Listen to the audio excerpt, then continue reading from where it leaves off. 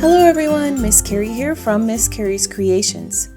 Today I have an elegant scrapbook page project to share with you.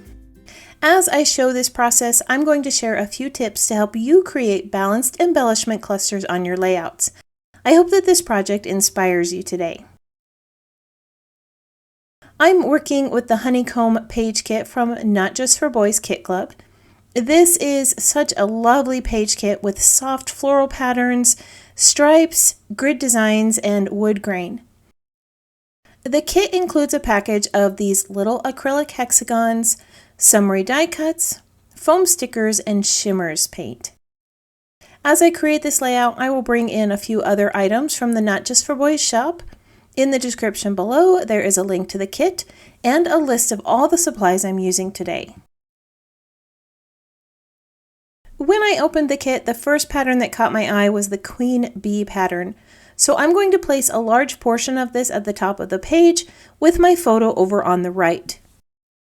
I want to add a little stenciling below the photo first, so I'm going to mark where these items are sitting and grab my Essentials kit to create the stenciled images. I'm using Crackle Mousse to create a soft yellow honeycomb pattern that will lead from the photo to the title on my page. As this paste dries, it will have a distressed crackle finish. Crackle Mousse is much easier to apply with a silicone spatula, but I didn't have access to mine today.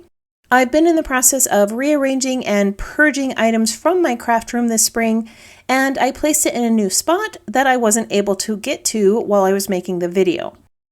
The spatula works just fine, it just takes a little bit longer to spread the mousse across the stencil. As the paste is drying, I'm going to bring in some of the shimmers paint and splatter it across the page. This has a thick consistency, so I'm able to create some large drops over the mousse. I want to bring in some smaller splatters also, so I'm going to water down the paint on my glass board and use a paintbrush to create those splatters across the page.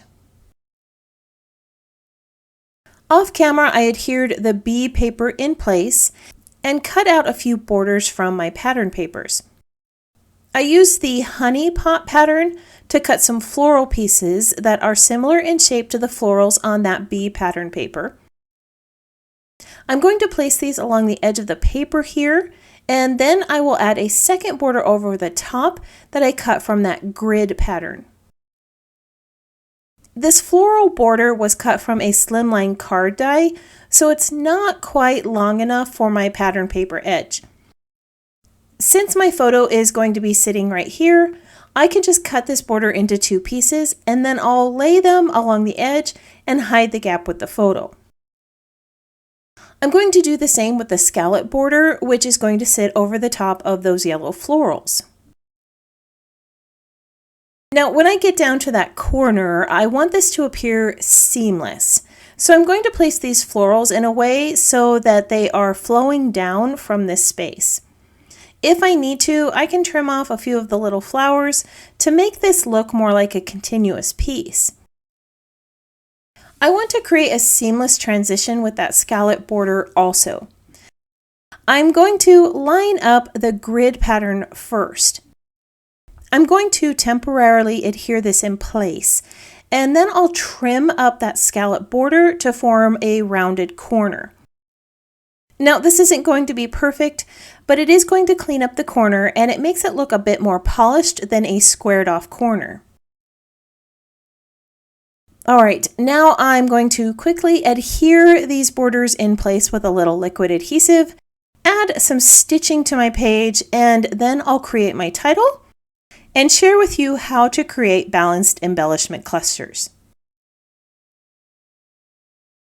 I chose a cardstock cut from the Not Just for Boys shop to use as my title.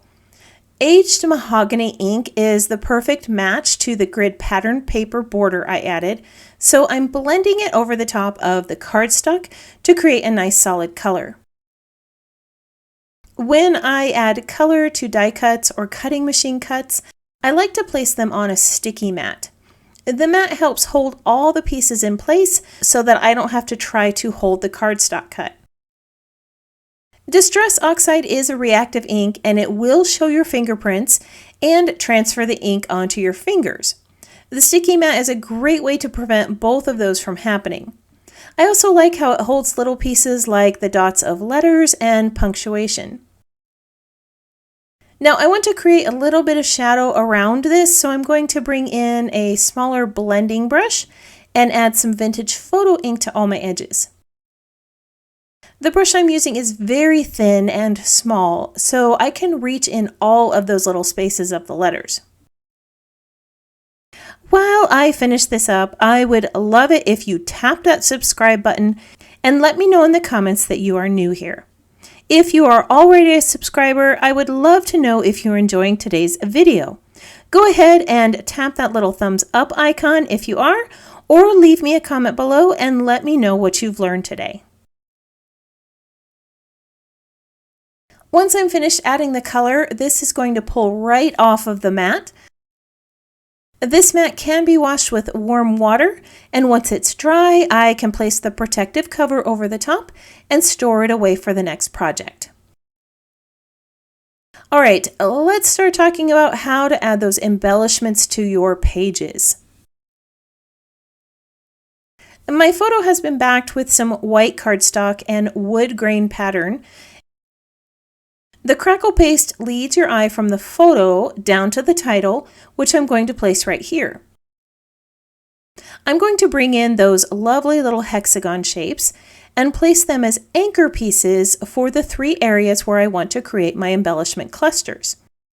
Your anchor pieces are usually larger than the other items you're adding, and they work more like a grounding element in your cluster.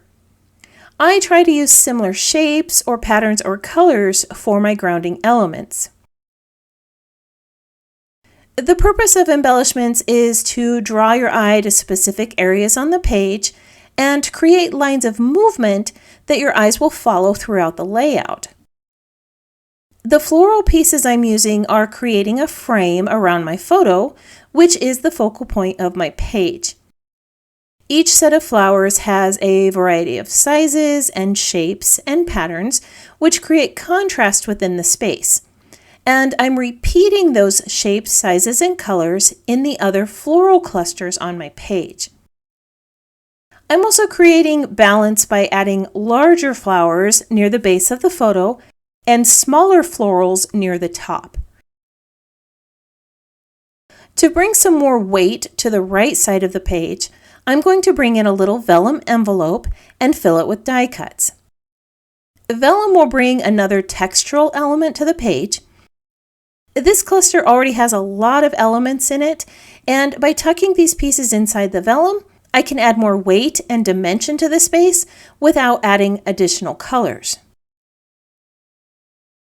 Your embellishments also help set the tone or theme for your page. This layout is going to tell the story of all the things in life my daughter loves.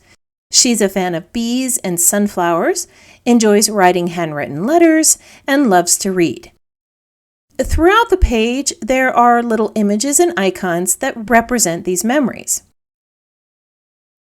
On my page, my title is acting like a third embellishment cluster. I am adding icons and images on both sides of the title that are similar in color, shape, and texture as the other items on the page. The items are also drawing your attention to the title, which is the same color as the border next to the photo. So no matter where you start on this page, your eyes are going to be drawn to the 2 areas where I want you to focus.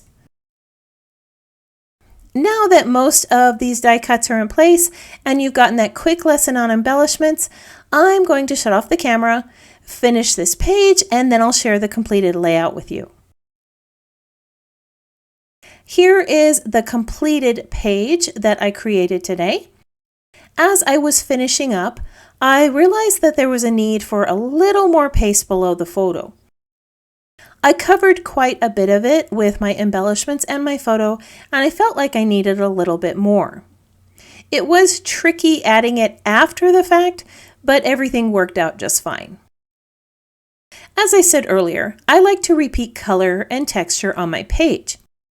The photo has quite a bit of antique gold around it in those hexagons, and I wanted to bring more of that color to the title.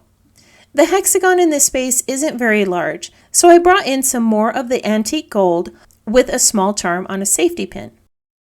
This also acts like a subtitle, and the circular shape is similar to all the bees at the top of the page. Now I'm going to share a few close-ups of this layout so that you can see all of the lovely details.